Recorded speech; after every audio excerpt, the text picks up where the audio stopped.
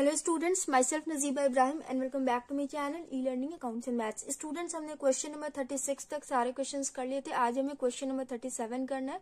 तो देखिए, क्वेश्चन में लिखा हुआ है from the following balance sheets of Tarun fashions limited prepare a cash flow statement. Balance sheet दिया हुआ है तरुण फैशन लिमिटेड का, इससे हमें कैश फ्लो स्टेटमेंट प्रिपेयर करना है। ओके, आगे देखिए नोट्स में क्या क्या गिवन है। लॉन्ग टर्म बोरोइंग्स में 15% डिबेंचर्स, लास्ट ईयर वैल्यू था 50,000, करंट ईयर वैल्यू 0 हो गई। एडिशनल इन्फॉर्मेशन में देखिए यहाँ लिखा हुआ है point 4, debentures were redeem on 1 अप्रैल 2021। 1 अप्रैल 2021 को कंपनी ने रिडीम कर दिया। ओके, तभी वैल्यू 0 हो गई है। उसके बाद second point, tangible assets, building, plant and machinery, इन दोनों का opening balance and closing balance दोनों गिवन है। इसके साथ साथ यहाँ पे एडिशनल नंबर सेकेंड में depreciation of 10,000 was provided on plant and machinery. Plant and machinery पर डेप्रिसिएशन भी लगाया गया है। And point third, gain on sale of a part of building 25,000। Company ने बिल्डिंग के कुछ पार्ट्स को बेचा है तो वो 25,000 की प्रॉफिट पे बिका है।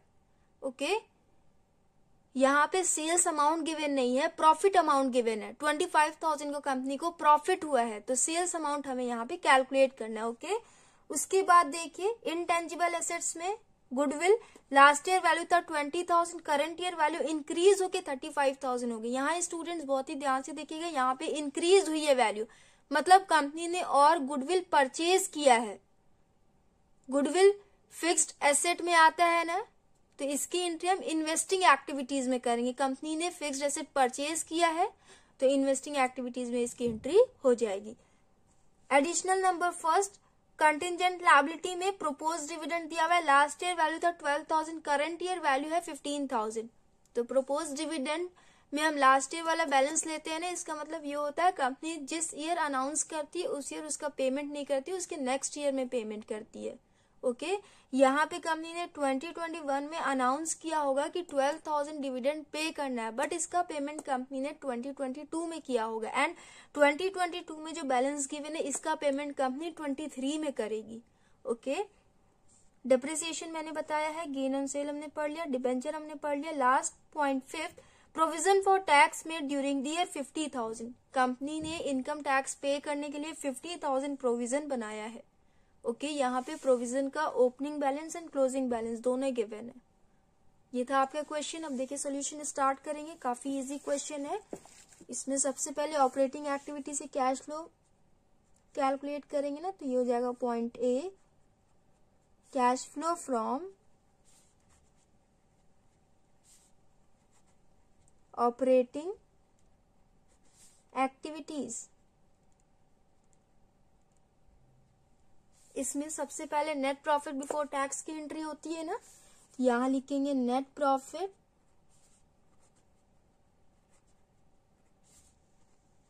Before tax. तो देखिए स्टूडेंट्स, वर्किंग नोट में नेट प्रॉफिट बिफोर टैक्स का कैलकुलेशन करते हैं ना, यहां लिखेंगे वर्किंग नोट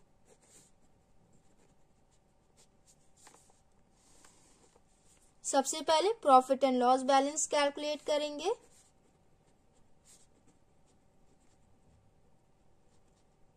सबसे पहले आप लोग अपने नोट्स में चेक करिए, रिजर्व एंड सरप्लस दिया हुआ है, नहीं गिवन है ना, तो बैलेंस शीट में देखेंगे यहाँ पे रिजर्व एंड सरप्लस दिया हुआ है। लास्ट ईयर कंपनी को प्रॉफिट हुआ 75,000, करंट ईयर कंपनी को प्रॉफिट हुआ 1,78,000। तो माइनस करिए, कितना हो जाएगा, current year minus previous year, 1,78,000 minus 75,000, ये हो जाएगा 1,03,000। इसी में रिजर्व एंड प्रॉफिट दोनों बैलेंस इंक्लूड है ना। इसके बाद अगर आपके क्वेश्चन में डिविडेंड गिवन होता है तो उसे भी हम ऐड करते हैं। तो यहाँ पे आपके क्वेश्चन में प्रोपोज डिविडेंड गिवन है ना, ये तो इसे हम ऐड कर लेंगे, add propose dividend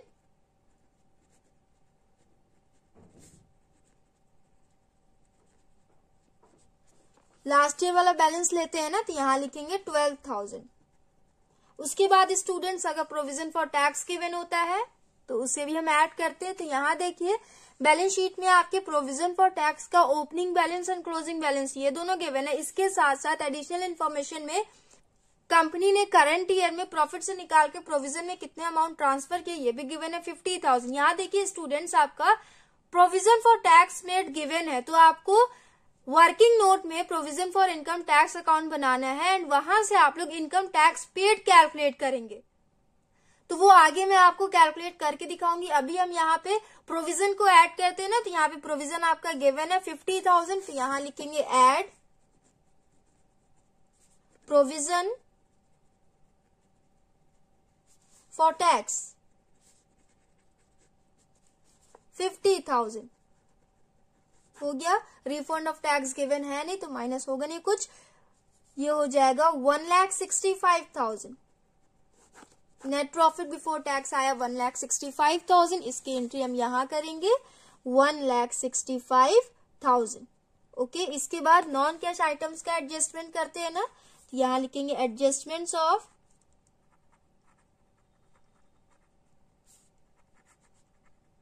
non cash items. तो देखिए स्टूडेंट्स, यहां पे स्टार्टिंग से देखते हैं बैलेंस शीट के। सबसे पहले शेयर कैपिटल दिया हुआ है, तो शेयर कैपिटल की एंट्री नॉन कैश आइटम में नहीं होती है ना। उसके बाद रिजर्व एंड सरप्लस दिया हुआ है, तो इसकी भी एंट्री नहीं होती है। उसके बाद लॉन्ग टर्म बोरोइंग्स में यहाँ पे 15% डिबेंचर है, तो डिबेंचर्स की एंट्री तो नहीं होती है, बट अगर कंपनी ने उस डिबेंचर पे इंटरेस्ट पे किया है तो वो नॉन कैश आइटम में आता है, उसकी एंट्री हम करते हैं ना। बट यहाँ पे आप देखिए, लास्ट ईयर कंपनी के पास 50,000 डिबेंचर्स थे 2021 टू 2022। ये पूरा इस साल का मना रहे, ये आपका करंट ईयर कहलाएगा। ओके, 1 अप्रैल 2021 टू 31 मार्च 2022। ये पूरे साल में जो भी कैश इनफ्लो और कैश आउटफ्लो होगा उसी की हम एंट्री करेंगे ना इस कैश फ्लो स्टेटमेंट में। तो यहाँ पे देखिए कंपनी ने 1 अप्रैल 2021 में 50,000 डिबेंचर्स को रिडीम किया है।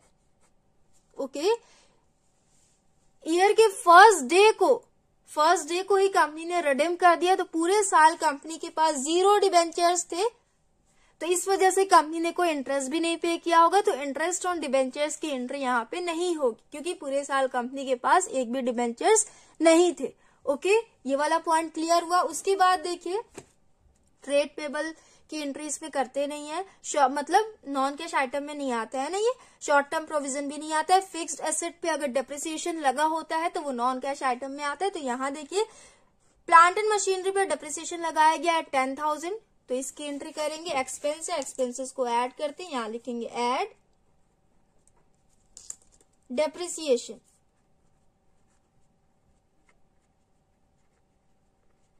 कितना लगा है 10,000, तो यहाँ लिखेंगे 10,000।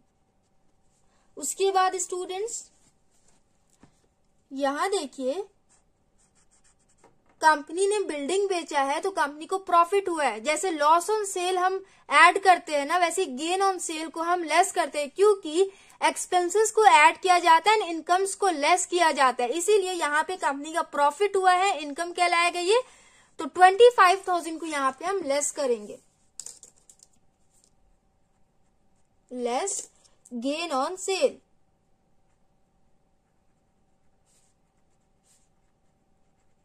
$25,000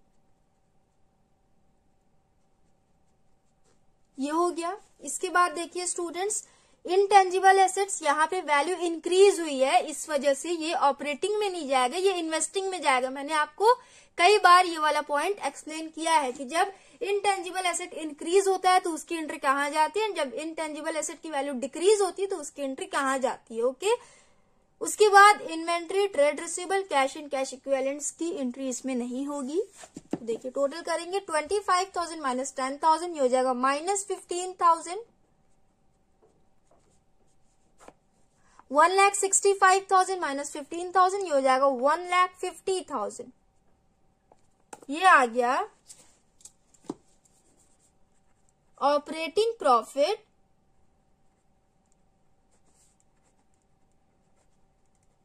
बिफोर वर्किंग कैपिटल चेंजेस। इसके बाद current asset and current liability का ट्रीटमेंट करेंगे। तो क्वेश्चन में देखिए करंट लायबिलिटी में trade payable last year value था 67,000, करंट ईयर वैल्यू डिक्रीज हो गई 31,500 हो गई। तो जब भी करंट लायबिलिटी की वैल्यू डिक्रीज होती है तो उसे हम लेस करते हैं। तो यहां लिखेंगे लेस ट्रेड पेबल, कंपनी ने पेमेंट किया होगा, आउटफ्लो हुआ होगा, इसीलिए हम इसे लेस करेंगे। कितने से वैल्यू डिक्रीज हुई है? 67,000 माइनस 31,500। इसे सॉल्व करिए, ये हो जाएगा 35,500।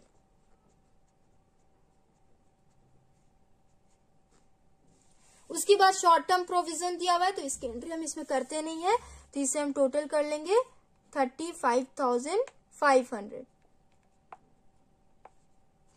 उसके बाद करंट एसेट का ट्रीटमेंट देखिए। इन्वेंट्री लास्ट ईयर वैल्यू था 1,20,000, करंट ईयर वैल्यू डिक्रीज होके 1,05,000 हो गई। तो जब भी करंट एसेट की वैल्यू डिक्रीज होती है तो उसे हम ऐड करते हैं ना, तो यहां हम ऐड करेंगे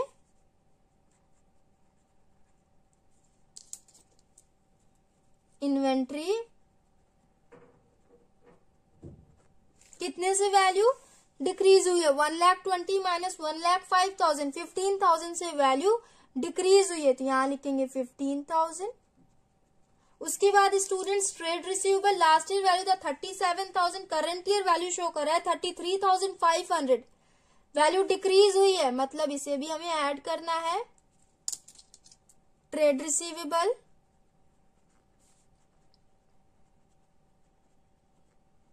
कितने से वैल्यू डिक्रीज हुई है? 37,000 माइनस 33,500, ये हो जाएगा 3,500। टोटल करिए 15,000 प्लस 3,500, ये हो जाएगा 18,500। सॉरी, ये मैंने रॉन्ग लिख दिया, 18,500। ओके, करेक्ट हुआ ना? समझ में आया ना आप लोगों को? टोटल करेंगे 1,50,000 माइनस 35,500 प्लस 18,500। इसे सॉल्व करिए स्टूडेंट्स, ये हो जाएगा 1,33,000। ओके, ये आया आपका net cash from operating activities.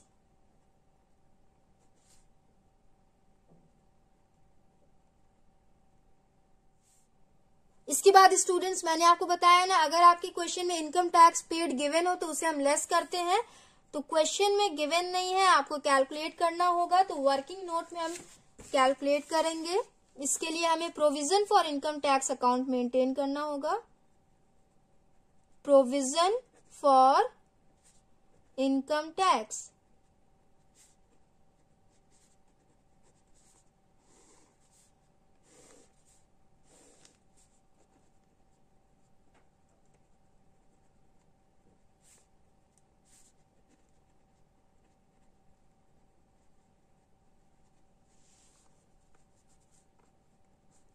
देखिए स्टूडेंट्स, ओपनिंग बैलेंस कितना दिया हुआ है?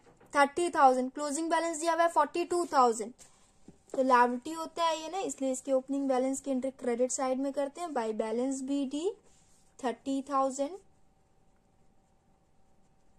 To balance CD 42,000। उसके बाद स्टूडेंट्स आपके एडिशनल इन्फॉर्मेशन में प्रोविजन फॉर टैक्स गिवन है ना, तो मैंने आपको बताया था जब भी प्रोविजन गिवन है तो आपको टैक्स पेड कैलकुलेट करना पड़ेगा, एंड जब टैक्स पेड गिवन हो तो आपको प्रोविजन कैलकुलेट करना पड़ेगा। तो यहाँ देखिए प्रोविजन गिवन है 50,000, तो यहाँ लिखेंगे by provision for tax 50,000। Total करिए 50,000 प्लस 30,000, ये हो जाएगा 80,000। 80,000 माइनस 42,000 कितना हो जाएगा? 38,000। ये आया आपका टू बैंक, ब्रैकेट में हो जाएगा टैक्स पेड।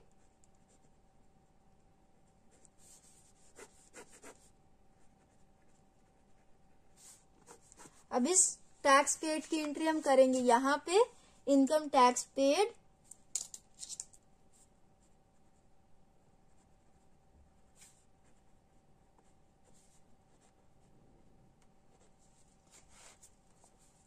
38,000 आया था ना, तो यहाँ लिखेंगे 38,000।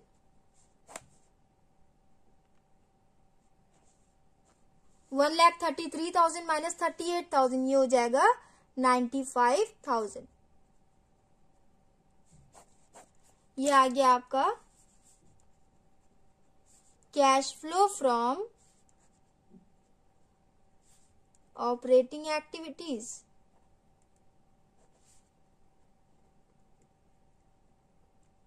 इसके बाद इन्वेस्टिंग एक्टिविटीज से कैश फ्लो कैलकुलेट करते हैं ना, तो यहां लिखेंगे point B, cash flow from investing activities.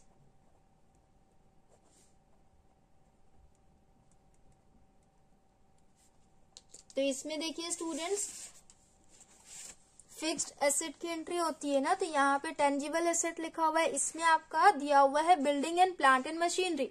तो बिल्डिंग पे डेप्रिसिएशन लगाया गया है एंड प्लांट एंड मशीनरी पे डेप्रिसिएशन लगाया है एंड बिल्डिंग को बेचा गया है, तो 25,000 का प्रॉफिट हुआ। तो यहाँ डेप्रिसिएशन लगाया, तो इसके लिए आपको अलग से वर्किंग नोट में बनाना पड़ेगा ना, plant and machinery account and building पे कंपनी ने बेचा है तो प्रॉफिट हुआ है, तो इस प्रॉफिट की एंट्री करने के लिए आपको अलग से वर्किंग नोट में बिल्डिंग अकाउंट भी बनाना पड़ेगा। तो चलिए एसेट अकाउंट हम बनाते हैं। एंड आपके क्वेश्चन में एक्यूमुलेट डेप्रिसिएशन गिवन नहीं है, तो आपको सिर्फ एसेट अकाउंट बनाना होगा, प्रोविजन फॉर डेप्रिसिएशन अकाउंट आपको नहीं बनाना पड़ेगा। तो सबसे पहले हम बनाएंगे प्लांट एंड मशीनरी अकाउंट।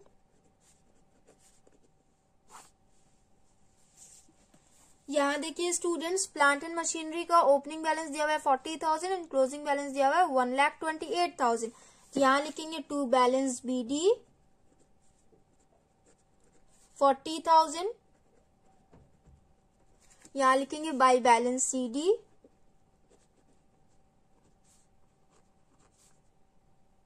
1,28,000, जिसपे डेप्रिसिएशन लगा है 10,000। डेप्रिसिएशन की एंट्री इस साइड होती है ना, यहाँ लिखेंगे बाई डेप्रिसिएशन 10,000। ये हो गया स्टूडेंट्स, बस इतनी ही एंट्री होगी। टोटल करिए 1,28,000 प्लस 10,000 ये हो जाएगा 1,38,000। 1,38,000 माइनस 40,000 ये हो जाएगा 98,000। यहाँ लिखेंगे टू बैंक, ब्रैकेट में हो जाएगा परचेज। ये हो गया ना। अब देखिए स्टूडेंट्स, बिल्डिंग अकाउंट बनाएंगे। तो देखिए बिल्डिंग अकाउंट में ओपनिंग बैलेंस दिया हुआ है 1 लाख एंड क्लोजिंग बैलेंस दिया हुआ है 80,000। तो यहाँ लिखेंगे to balance BD 1 lakh by balance CD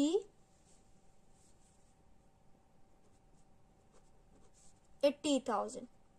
उसके बाद कंपनी ने बिल्डिंग सेल किया है, तो उसपे कंपनी को 25,000 का प्रॉफिट हुआ है एंड प्रॉफिट्स की एंट्री हम किस साइड करते हैं, इस साइड ना, तो यहाँ लिखेंगे टू गेन ऑन सेल 25,000। बस अब टोटल करिए, ये हो जाएगा 1,25,000। 1,25,000 माइनस 80,000 ये हो जाएगा 45,000। इस साइड क्या आता है, यहाँ आता है बाई बैंक, ब्रैकेट में हो जाएगा सेल्स। कंपनी ने 45,000 की बिल्डिंग को बेचा है, तो उस पे कंपनी को 25,000 का प्रॉफिट हुआ है। ओके, बिल्डिंग अकाउंट भी हमने बना लिया। अब कैश फ्लो स्टेटमेंट में इसकी एंट्री करेंगे। प्लांट एंड मशीनरी का परचेज अमाउंट आया 98,000 एंड बिल्डिंग का सेल्स अमाउंट आया 45,000। यहाँ लिखेंगे purchase of plant and machinery, company ने परचेज किया है, आउटफ्लो हुआ होगा तो माइनस में हो जाएगा 98,000। उसके बाद सेल्स ऑफ बिल्डिंग 45,000, कंपनी ने कैश रिसीव किया होगा, इनफ्लो हुआ इसलिए ये पॉजिटिव में होगा। उसके बाद स्टूडेंट्स ध्यान से देखिएगा, यहाँ पे इनटेंजिबल एसेट का वैल्यू इंक्रीज हुआ है, तो जब भी वैल्यू इंक्रीज होती है तो उसकी एंट्री इन्वेस्टिंग में होती है ना, तो 20,000 से 35,000 हो गया, 15,000 से वैल्यू इंक्रीज हुई है। तो यहाँ मतलब कंपनी ने परचेज किया है तभी वैल्यू इंक्रीज हुई है, तो यहाँ लिखेंगे परचेज ऑफ गुडविल। नोट्स में आपके इंटेंजिबल एसेट में लिखा हुआ है गुडविल, तो यहाँ लिखेंगे परचेज ऑफ गुडविल।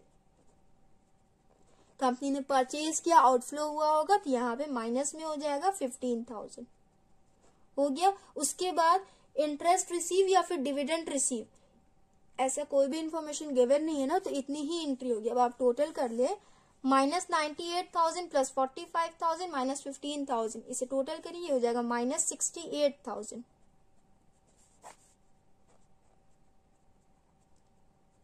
ये आ गया आपका cash used in investing activities.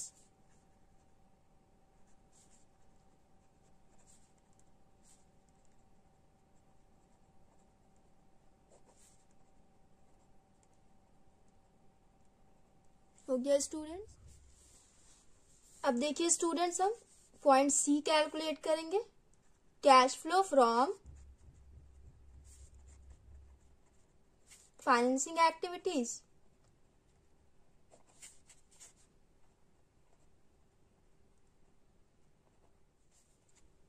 तो यहाँ देखिए स्टूडेंट, सबसे पहले हम शेयर कैपिटल की एंट्री करते हैं ना, तो लास्ट ईयर वैल्यू था 1,20,000, करेंट ईयर वैल्यू हो गया 1,50,000। 30,000 से वैल्यू इंक्रीज हुआ है, मतलब कंपनी ने शेयर्स इश्यू किए हैं, तो यहाँ लिखेंगे issue of shares.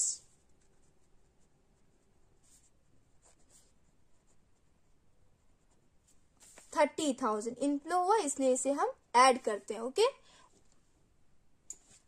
Long term borrowings में देखिए लास्ट ईयर वैल्यू था 50,000, करंट ईयर वैल्यू 0 हो गई। डिबेंचर्स वाला पॉइंट मैंने अभी आपको एक्सप्लेन किया, कंपनी ने 1 अप्रैल 2021 को कंपनी ने डिबेंचर्स रिडीम कर दिया, तो आउटफ्लो हुआ होगा, इसी साल का ये पेमेंट है। ओके, करंट ईयर में ही कंपनी ने रिडीम किया है, तो करंट ईयर का ही ये पेमेंट है ना, तो करंट ईयर में से हम माइनस करेंगे, यहां लिखेंगे रिडेम्पशन ऑन डिबेंचर।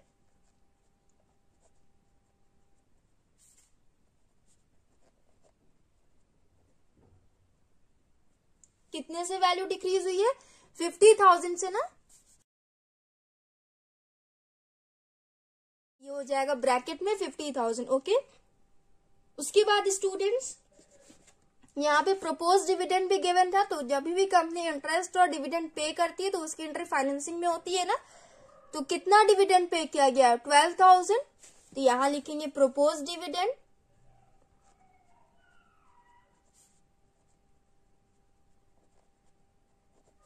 $12,000 पेमेंट हुआ है, तो आउटफ्लो हुआ होगा, इसलिए नेगेटिव बैलेंस होगा। प्लस 30,000 माइनस 50,000 माइनस 12,000, ये हो जाएगा, इसे सॉल्व करिए, माइनस माइनस कितना हो जाएगा? 62,000, 62,000 माइनस 30,000, तो ये हो जाएगा -32,000। ओके, यहां ब्रैकेट में हो जाएगा 32,000।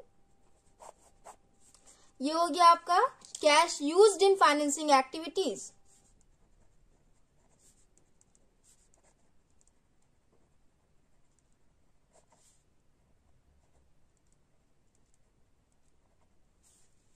उसके बाद स्टूडेंट्स तीनों एक्टिविटीज के अमाउंट को हम ऐड करते हैं ना, तो यहां देखिए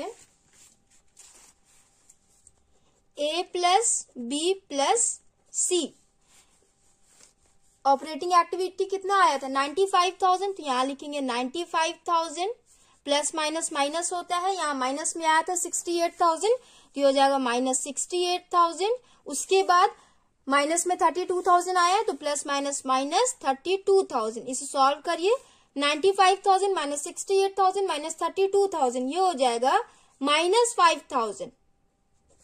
माइनस में बैलेंस आया, तो यहां लिखेंगे net decrease in cash equivalents.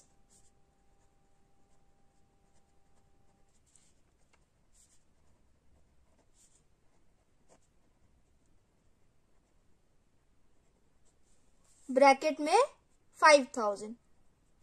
उसके बाद कैश इक्विवेलेंट्स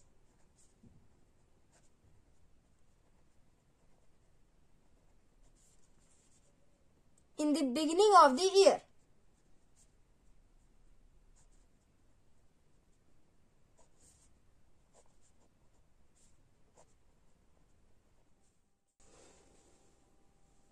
स्टूडेंट्स इसके बाद हम कैश इक्विवेलेंट्स के प्रीवियस ईयर वाले बैलेंस को ऐड करते हैं ना, तो यहाँ 25,000 है, तो यहाँ ऐड करेंगे 25,000, 25,000 माइनस 5,000, ये हो जाएगा 20,000। यहाँ पे आप लोग देखो करंट ईयर के कैश इक्विवेलेंट्स का बैलेंस कितना शो कर रहा है, 20,000, तो यहाँ लिख लेना आप लोग cash equivalents at the end of the year. Okay, so students हमने क्वेश्चन नंबर 37 भी कंप्लीट कर लिया। ऑपरेटिंग एक्टिविटी का आंसर 95,000 हमारा भी आया था। Used in investing activity 68,000 and cash used in financing activities 32,000। So students next video में हम नेक्स्ट क्वेश्चन करेंगे। So if you like video then please like and comment and do subscribe my channel. Thanks for watching.